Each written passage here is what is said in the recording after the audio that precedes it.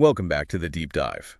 Okay, so you sent over quite a pile of sources this time. We've got goal-setting psychology, therapy models, even relationship tech. And our mission today, well, it feels pretty universal. How do you build and keep a partnership healthy, resilient?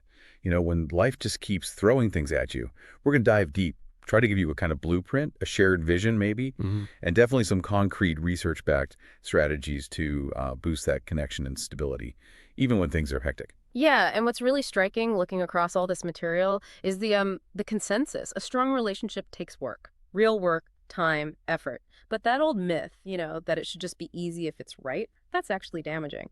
The good news though is we aren't just flying blind. We have tools now.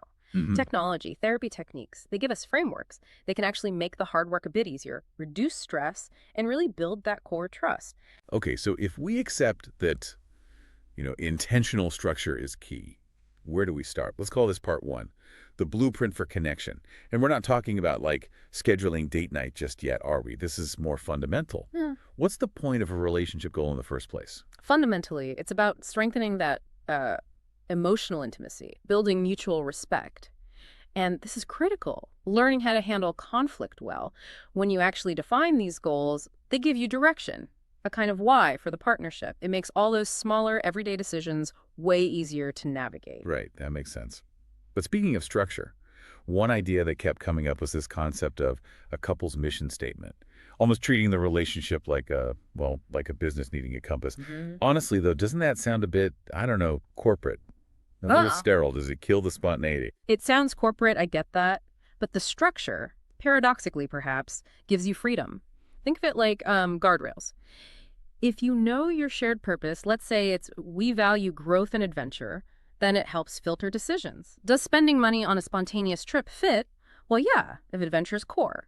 Does prioritizing paying off debt fit? Maybe if financial freedom is part of enabling that adventure, it forces you to ask, is this aligned with our mission? Okay, I see that reframe. Structure for clarity, not constraint.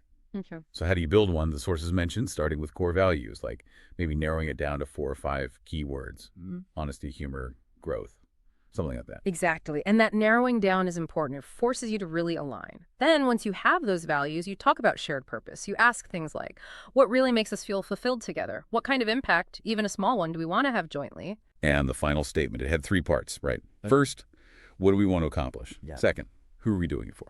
And third, how will we make their lives and our own better? Let's pause on the second part. Who are we doing it for? Is that always like kids or... Oh, not at all. It could be your immediate family, sure, but it could also be your wider community, friends, or honestly, even just your future selves. The point is having that external focus, it stops the relationship from just being this inward-looking unit focused only on its own survival. It gives it a role in, the bigger picture of your lives. Okay. So, vision set, mission statement drafted. But then you need accountability for the actual tasks, right? Right. We all know SMART goals from work-specific, measurable, achievable, relevant, time-bound. Why drag that seemingly rigid framework into something as personal as a relationship? Does it really work? It works because relationship goals are often so fuzzy. Think about it. We need to communicate better. What does that even mean? How do you measure it? It fails before it starts. SMART cuts through that. So communicate better becomes we'll spend 15 minutes every Tuesday using those Gottman card decks to talk about our week. Specific, measurable. And we'll track it on our shared calendar. Achievable, relevant, time-bound. Suddenly you have clarity, you have accountability, where there was just vagueness before. That's a really clear example, and it transitions us perfectly, actually, from the compass, the mission, to the map. And statistically, that map often involves the biggest minefield: money. So part two, stability and teamwork, aligning those financial goals. Right. Because when money is this constant low-level hum of stress, well, love feels heavy, doesn't it? Financial goals aren't just about getting rich. They're about creating shared security, peace of mind. They basically swap out worry and uncertainty for a clear, cooperative plan. And to make that plan actionable, the sources suggested breaking financial goals down into 5 types to bring some order to the chaos. Exactly. We can group them by timeline and by the kind of outcome. Timeline first is pretty straightforward. You've got your long-term goals, that's 5 years plus, usually retirement, maybe buying a house. Then short-term goals, anything up to about a year, maybe starting that emergency fund, saving for a weekend trip. And Intermediate goals slot in between, say, 2 to 5 years out. Things like upgrading a car, saving a down payment, a big vacation. Okay, timeline makes sense. What about the other two types? They seem less about the calendar and more about the specifics. Precisely. Type 4 is number-based goals, really concrete targets, save $10,000, pay off $5,000 in debt. Very clear, measurable finish line. And the fifth type, which I think is maybe the most crucial for lasting change, is behavior change goals. These are about the habits, like actually cutting back on impulse buys or starting to track expenses every week. If you don't change the underlying behavior, hitting those number goals is just much harder, maybe impossible. That categorization is super helpful. Okay, let's dig into a key finding from the research here. It mentioned couples having shared, integrated money motives, and that this leads to higher relationship satisfaction. Can you break down integrated motive? What is that and why is it so important? Sure. An integrated motive basically means the reason behind earning or saving money is shared. It benefits the relationship, the US, not just one person's ego or individual needs. So, like earning money for freedom to travel together or for leisure you both enjoy, that's integrated. Non integrated would be if one person's primary drive is, say, earning for status or self worth, and the other partner doesn't share that value at all. That creates friction because the underlying why isn't unified. Ah, okay. That clarifies a lot.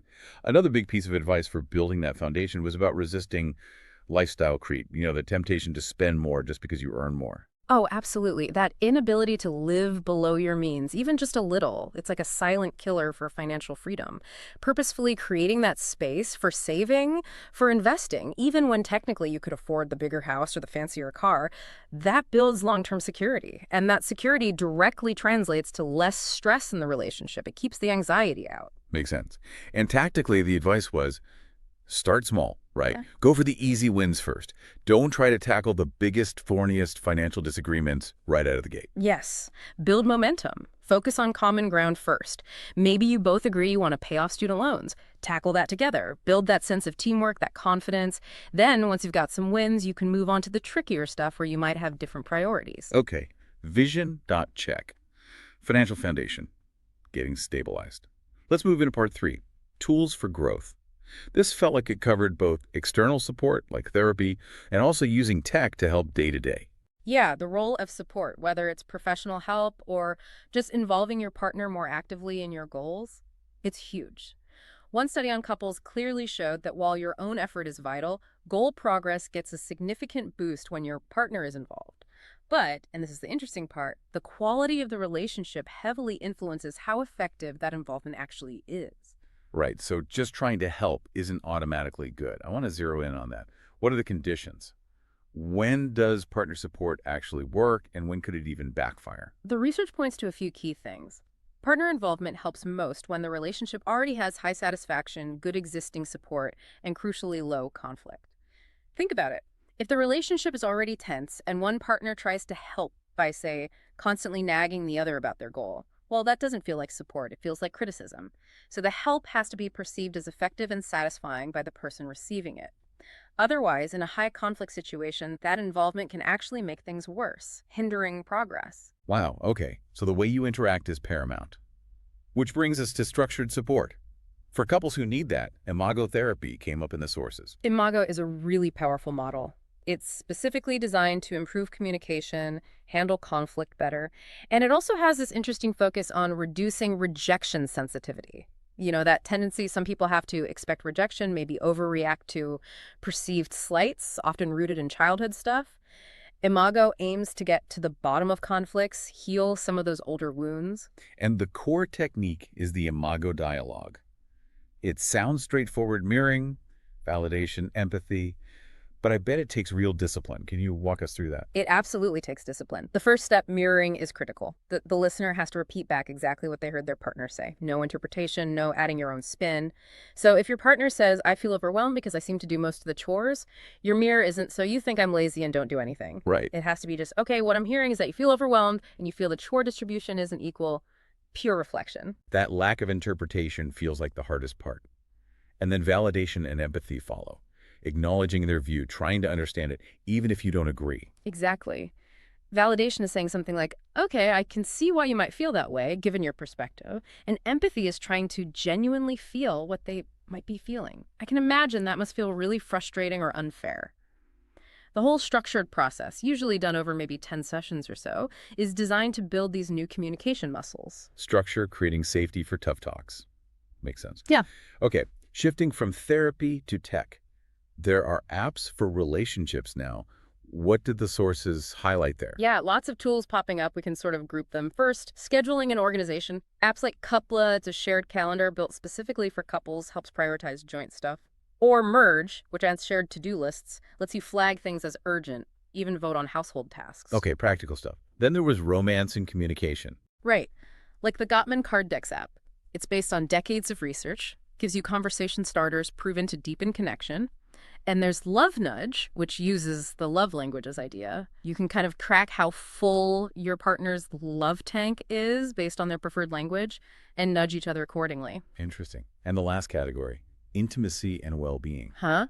Apps like Coral focus on intimacy communication, using science-based guidance, mood tracking, even access to coaches. And King Do takes a more playful approach. It uses card decks for discovering desires. You each swipe privately on things you might be interested in, and it only reveals the matches. Takes the pressure off, makes discovery a bit of a game. That's quite a range of tools. Okay, let's try to wrap this all up for the listener. What's the main takeaway for you from this deep dive? For me, it's that relationship goals aren't static. They're not something you set once and forget. You have to revisit them regularly, maybe quarterly.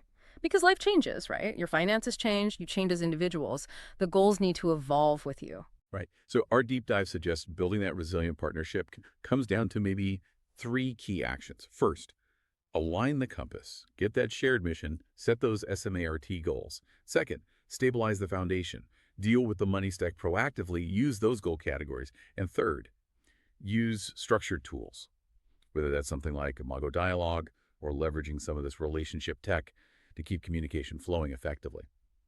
Okay, and as you think about applying these structures, we want to leave you with a final thought, something to chew on.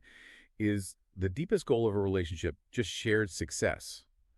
Hitting those milestones like retirement or buying a house?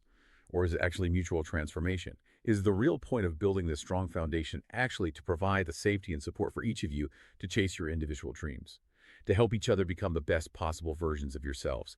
So think about your current goals, the structure you have, or the one you're building. Is it actively helping you grow as an individual? Or is it just making you a better teammate? Something to consider.